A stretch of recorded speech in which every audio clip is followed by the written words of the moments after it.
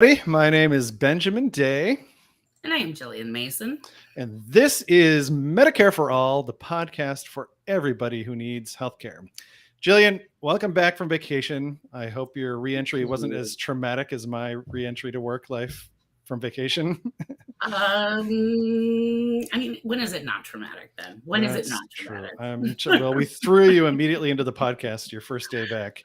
But we have quite a topic this week. I'm just really excited that you held off until I got back to talk about it. I don't think I could ever talk about this without you. Frothing at the mouth to talk about it. Yeah.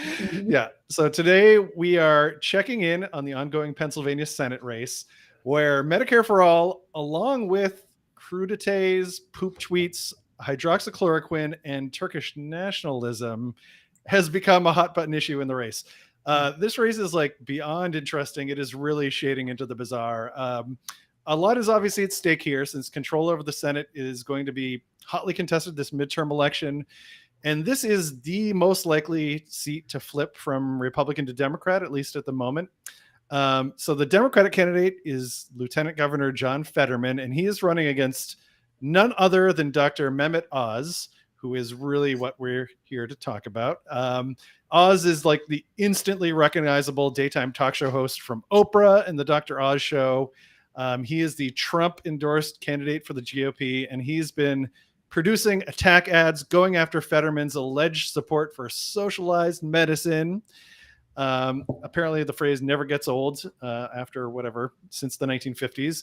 But here's the twist at the end of this episode that's going to get really interesting.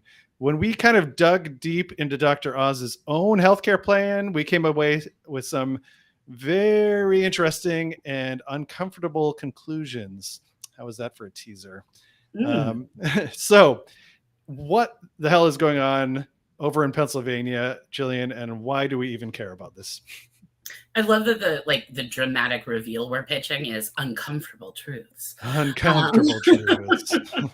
Here's another uncomfortable truth, which is that the Senate right now is split exactly 50-50, right? Democrats have the swing vote, right, which is Vice President Kamala Harris, right?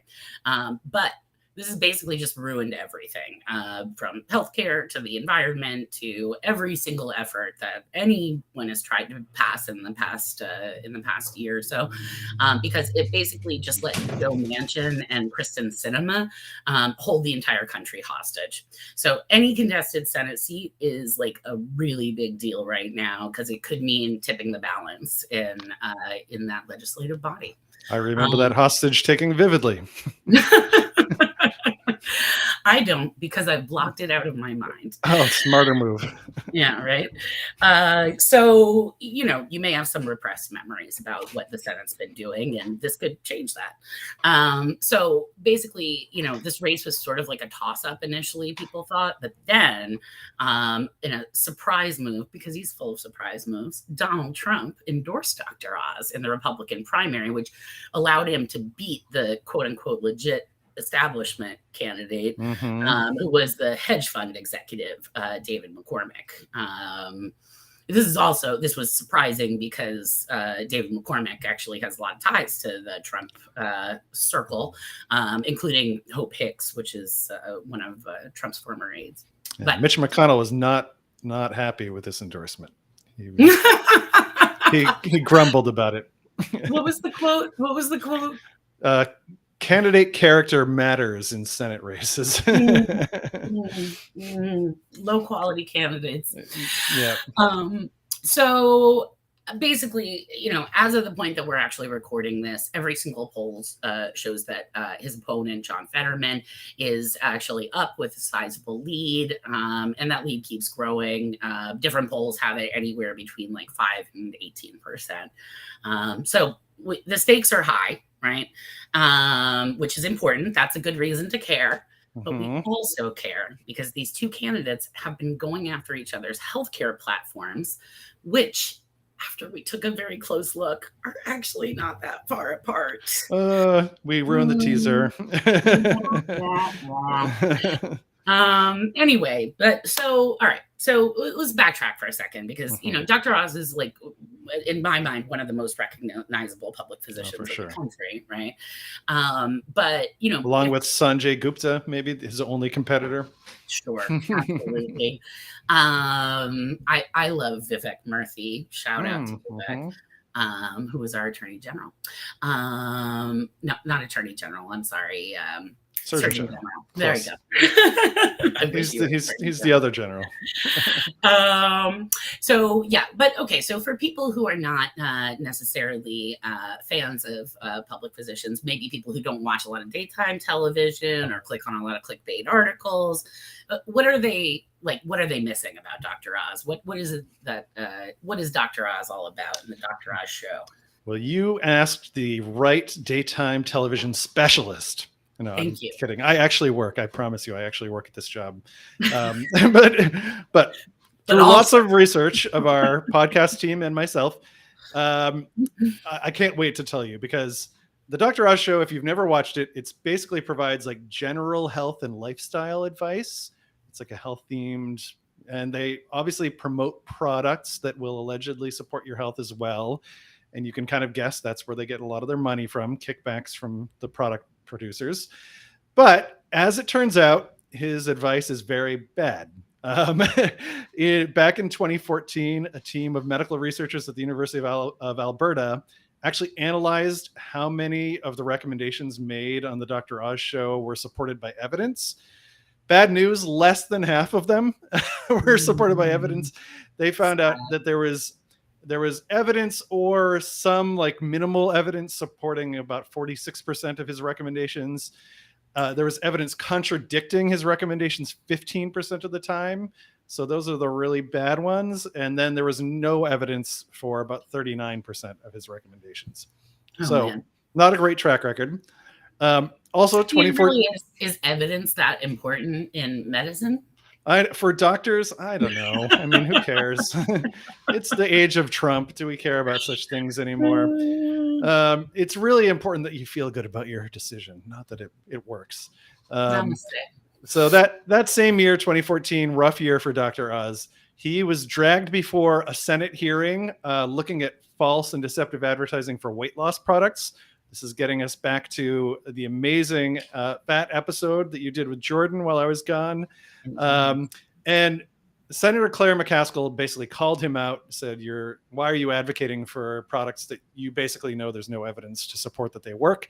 And in a mistaken moment of candidness, Oz basically admitted that he's a bullshit artist. He said, quote, well, this is his spin on it, but there's a key phrase in the middle here. He said, quote, I actually do personally believe in the items I talk about on the show, because his personal belief matters a lot for whether things work or not.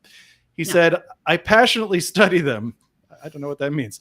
I recognize they don't have the scientific muster to present as fact, but nevertheless, I would give my audience the advice I give my family all the time and have given my family these products, specifically the ones you mentioned that I am comfortable with that part. I don't know why he's giving non-working weight loss products to his children and a wife, or foisting it on them. As a very limited clinical trial. That would be really disturbing to me if my partner was like trying to recommend weight loss products, and never mind ones that don't work or are contradicted by evidence. Oh my God, if my partner told me I needed to lose weight, that in itself would be a problem. Oh my God. Yeah, there would be fisticuffs thrown. And among his fake weight loss cures, my favorite one was one called, I'm going to try and pronounce it right here, I believe Foreskin, which he called lightning in a bottle. I am pretty sure it's Forskolin, but not positive. I've researched it, but I haven't really arrived at a scientific conclusion. It's another focus group fail. We get a lot of these on the show here. And every senator kind of reacted with horror to the Dr. Oz testimony. But he was under oath, so he had to tell the truth for the first time ever in his life, probably.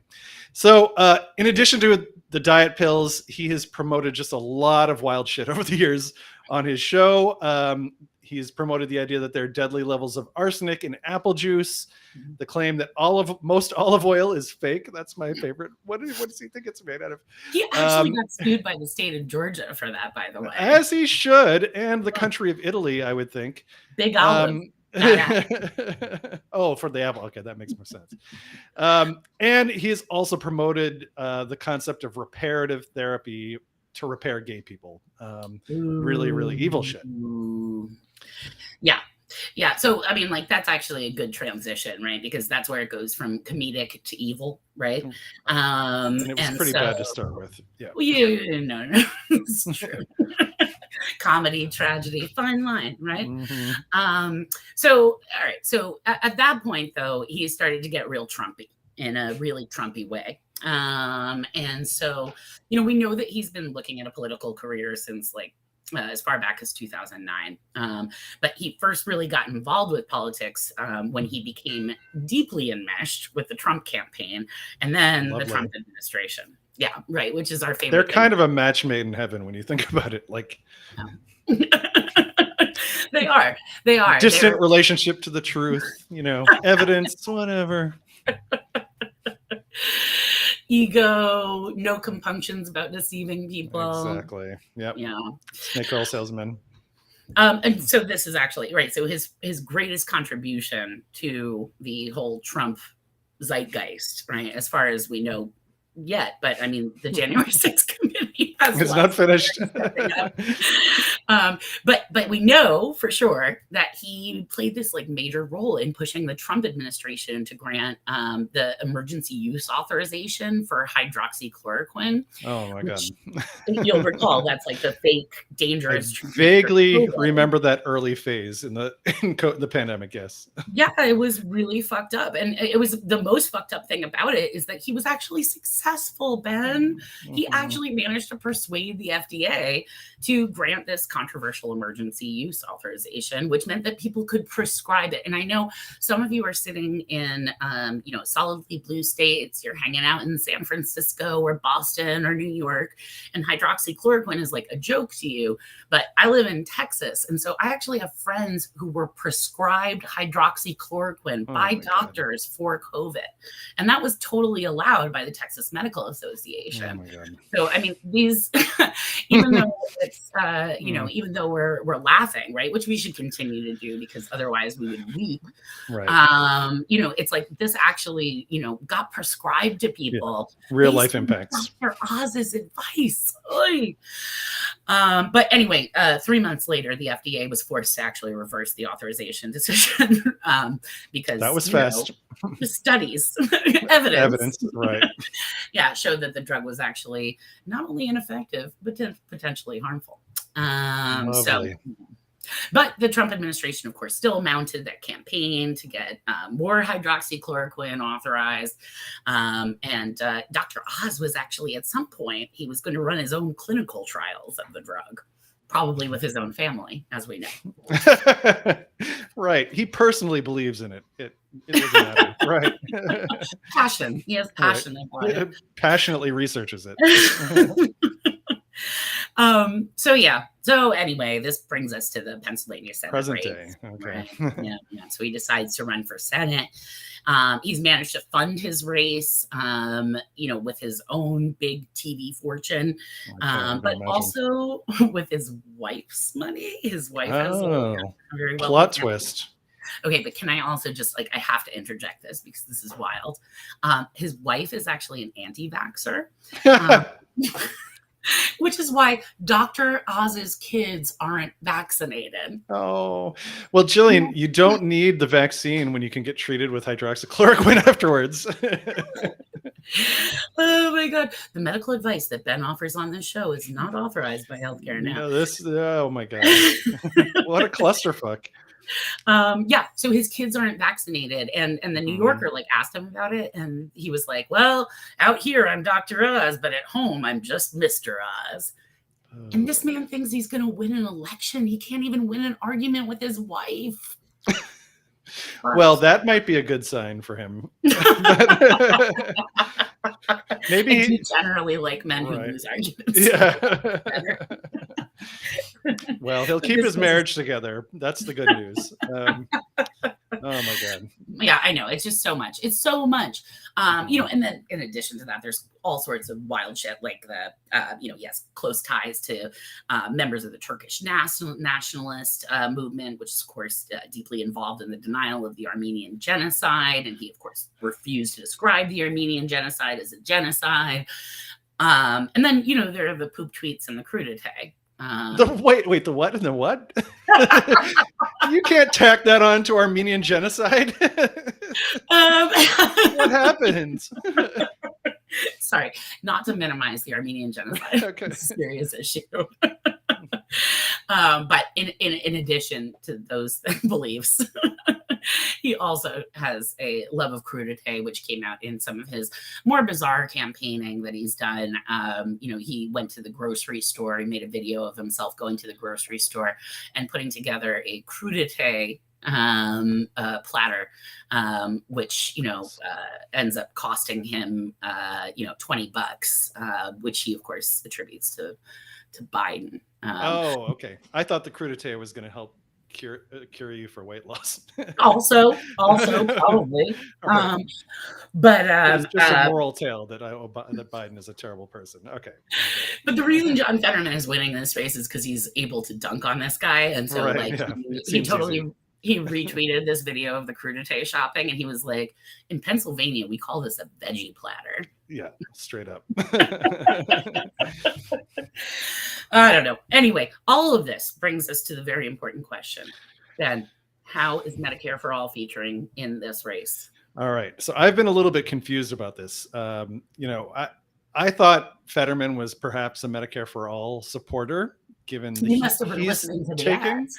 Yes, but then you look a little bit closer, and it turns out, although Fetterman is adamant that he supports healthcare as a universal human right, this is very popular amongst all Democrats, he is woefully light on the specifics.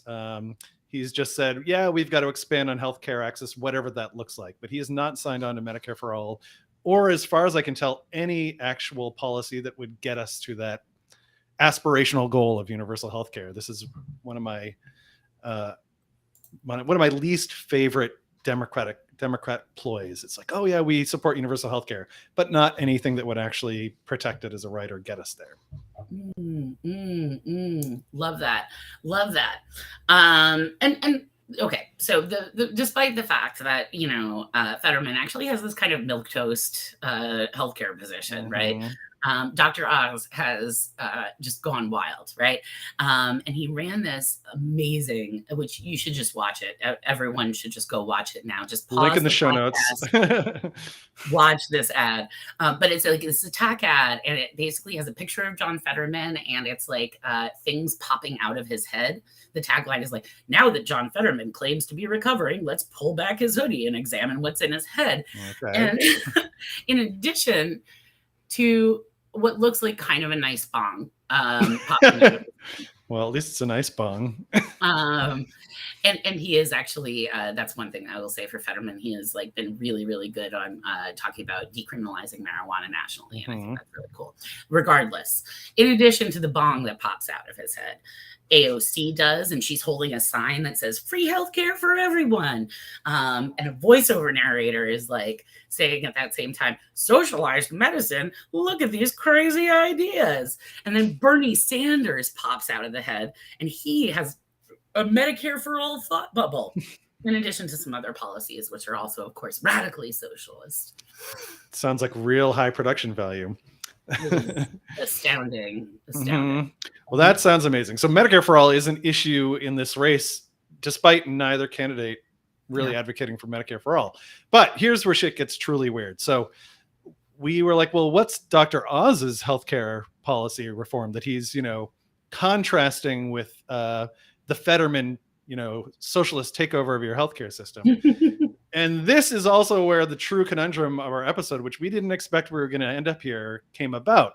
So 2 years before running for office, Dr. Oz laid out a health policy plan for America. He co-authored it with like a former CEO of Kaiser Permanente. And he called his health reform plan Medicare Advantage for All. I want you all to stop for a moment and appreciate, first of all, the total win for Medicare for All messaging and framing over the last 3 years. I mean, we've had Pete Buttigieg, Medicare for All who want it. We've had the Center for Popular Democracy, Medicare Extra for All. There was a congressional plan, Medicare for America. Everyone has given up on, it's like, all right, we've lost messaging to Medicare for All. We just have to try to take it over for a plan that is actually nothing like Medicare for All. But interestingly enough, the Dr. Oz plan, and again, I don't know if he's fully going to stick with this plan now that he's an actual candidate for office. Just to remind you, Donald Trump was also a Medicare for All supporter until he ran for president, and then he gave it all up. But at least at the time he wrote this, not too long ago, 2 years ago, his Medicare for All plan would expand Medicare to cover everyone in the country. So far, so good. That sounds fine. It would also be publicly financed through a payroll tax. Sounds a lot like our Medicare for All bill. Check. But instead of getting coverage under the public Medicare for All program or something like it, everyone would have to choose a private Medicare Advantage type plan. And this is where things kind of go south. Now, your first thought, if you're a Medicare for All supporter listening to this, might be Oz is a crazy right-wing healthcare profiteer, so he just wants to further privatize our whole healthcare system. Now, you are not wrong about that, but my first thought was this policy is identical to Kamala Harris's Medicare for All plan, which she rolled out in the midst of the 2020 presidential election to differentiate herself from Bernie Sanders. She's like, no, I don't want to get rid of all the private insurance plans. We're going to have Medicare for All. It's going to be very similar to the Bernie plan, except we're going to keep the private insurers as the sort of for-profit intermediaries who are going to administer our insurance plans. And it's also actually kind of in line with a lot of Democratic centrists who claim, we support universal health care, which apparently Dr. Oz does as well. But Medicare for All isn't the only way to get there. And then all of them sort of falsely point at some European countries. They're like Switzerland, Germany, Netherlands, a few like this. And they say, oh, they have private insurance also, which they don't. And you can still get to universal health care and have these for-profit intermediaries still in the system.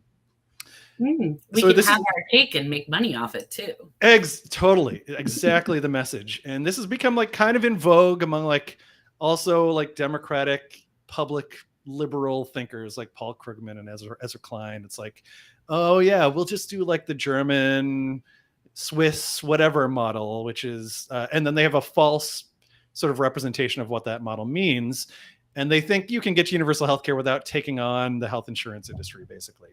So this is where shit gets really weird, right? It turns out Dr. Oz's healthcare platform is kind of that of centrist Democrats in the United States right now.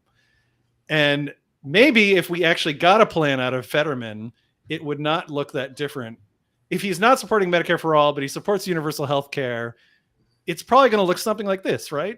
Yeah, some neoliberal shit. Yeah. Right. So, Jillian, this is my question for you. And I guess this is our conundrum for the episode.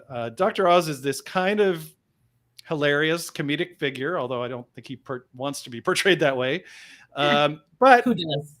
The insidious, scary part of his plan for healthcare is that it's not that far off from mainstream Democratic plans for the healthcare system. So how did we get to the point where one of the most egregious, visible medical profiteers in this country is in general in alignment with liberals in quotes who get elected on the promise that they would hold Medicare profiteers accountable? It's the opposite. We're in opposites land. Mind blown. Jillian, we're now going to pop your head open and see what thoughts are inside. I'm waiting for AOC and Bernie to jump out of your head, and you can explain this to me.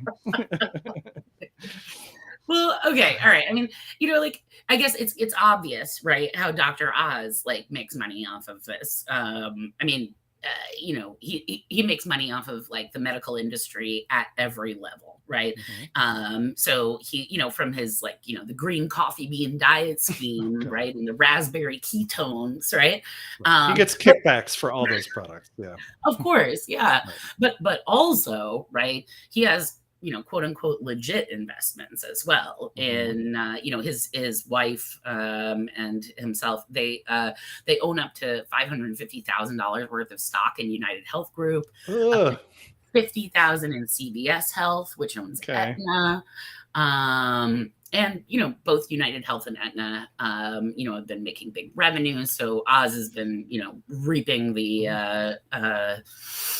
the benefits of the corrupt And healthcare in system. theory, Medicare Advantage for all, I guess, would be a huge boon for United Health. I mean, it would be, Mhm. you'd have a universe, everyone would be forced to buy a private insurance product.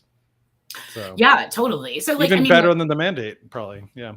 that totally makes sense, right? Mhm. It's like, yeah, I'm gonna, he's a typical rich guy, right? He wants Right. to advance policies that line his own pockets, right? Mhm. Makes perfect sense.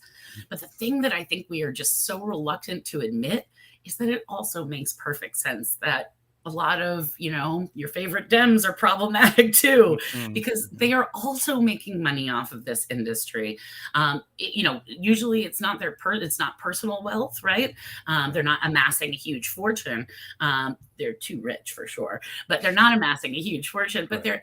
they're taking campaign contributions from the medical industry. They entertain lobbyists. I mean, the from private hospitals, big pharma, big Mhm. insurance, all of whom collectively spend about $6.1 billion in, am I right on that? $6.1 billion in lobbying every year, right?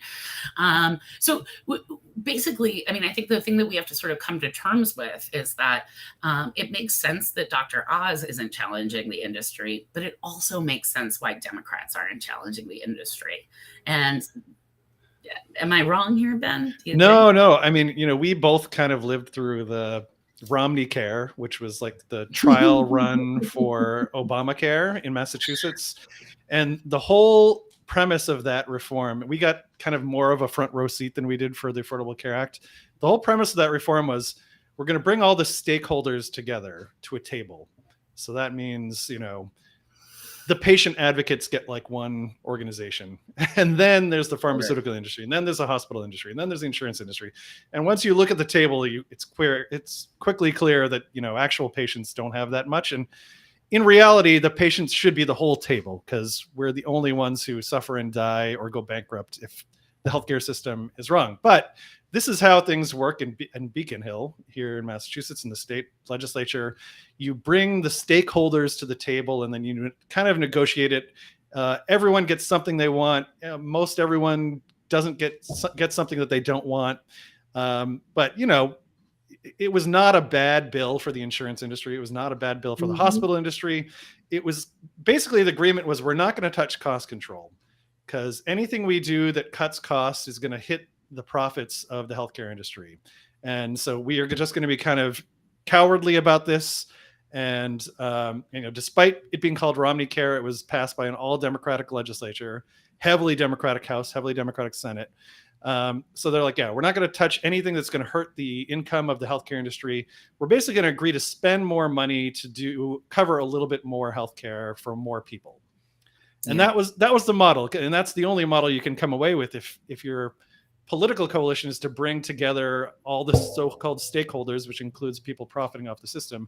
And it was the exact same thing with the Affordable Care Act. It's like, we're going to bring together the stakeholders. And this is exactly how Democrats end up with the same position as Dr. Oz, right? Yeah. It's like, Yeah. we're going to bring the stakeholders together. We're not going to, touch cost control, which would mean taking on the healthcare industry. And I think, healthcare industry is it's now the biggest political player in the country. And I think Democrats are more comfortable being bedfellows with them than they are taking them on, if we're the Mhm. sad truth. So Amen. Yeah. Amen. Yeah, no, I mean, it's like they all share. I think your point is really important, right? They all share this, misconception that the big insurance, big hospital, big pharma, that these people are stakeholders, Right. right? Instead of like the villains in this scenario. It's Right. like the fox in the hen house. It's like if you wanted to have a meeting about the future of your chicken farm and you invite Right. to the table, Right. like, Yeah. uh, Like the wolf is one of the stakeholders, because he might lose his meal eating. Right. But yeah. the good news is that we're launching this campaign, working with National Nurses United and People's Action, called the Patients Over Profits campaign, focused on this election cycle, and it's scarily in line with what we were just talking about. So the Patients Over Profits pledge is a pledge that candidates can take, basically that they will not take money from the for-profit healthcare industry, especially the worst actors who are actively trying to fight against Medicare for all. And this is based off of the No Fossil Fuel campaign money pledge, which took a few years to become effective, but has now become very, very effective. Every single Democratic candidate for president in 2020 took the pledge not to accept fossil fuel money. And fossil fuel money has become kind of toxic in the Democratic Party. You have to kind of explain yourself out of it. It's like, how do you allegedly support environmental policy, but then take money from fossil fuel? So this campaign is designed to do the same thing with healthcare. How do you allegedly support universal healthcare, but then take money from the very actors who are undermining it? We hope everyone who's listening will get involved with the Patients Over Profits campaign pledge. I'm going to throw up on the screen right now a link so you can find it. It's patientsoverprofits.org. And you can sign up to help. Maybe you have a relationship with some candidates. And again, this can be candidates at any level. For city council, board of aldermen, like really local levels. So you might know folks who are candidates. Or who are all the way up to your senators and your state senators, and then all the way up to your federal congressional delegation, everyone. Absolutely. Yeah, and the goal really is Congress eventually, because Congress has more of a say over healthcare reform. But we know from the fossil fuel campaign that it helps to start with a base of hundreds and then thousands of local elected candidates supporting this, and just kind of building a sense of shame for candidates who are accepting dirty healthcare money. And then we're going to start leveraging this for Democratic candidates for Congress and Senate. But I think we should start right away. So I hope you all sign up for that. I'm just going to close out by thanking the podcast team. Our podcast manager is Angelique Davis. Our researcher for this episode was Sophia Simeon, who I think had a lot of fun researching Dr. Oz. Our show notes writer was Jerry Katz, and our audio editor was Christian Brandt. I also want to just say at the very end here, don't forget to like this episode, subscribe to the Medicare for All podcast on whatever your favorite platform is. This show is a project of the Healthcare Now Education Fund, and so you can support our work by making a donation at our website. The link is also on the screen here, healthcarenow.org/donate/HCNEF. That's Healthcare Now Education Fund. So thank you so much for your support. This has been a fun, really, really weird episode, Jillian, but great to have you back. It's the wonderful Wizard of Oz. This could not happen in any other country. I feel like this is just purely American theater. So yeah, it really is. It really is. Yeah. Beautiful. All right. Well, listen, everybody stay safe, stay dangerous. We'll be back next time. Bye.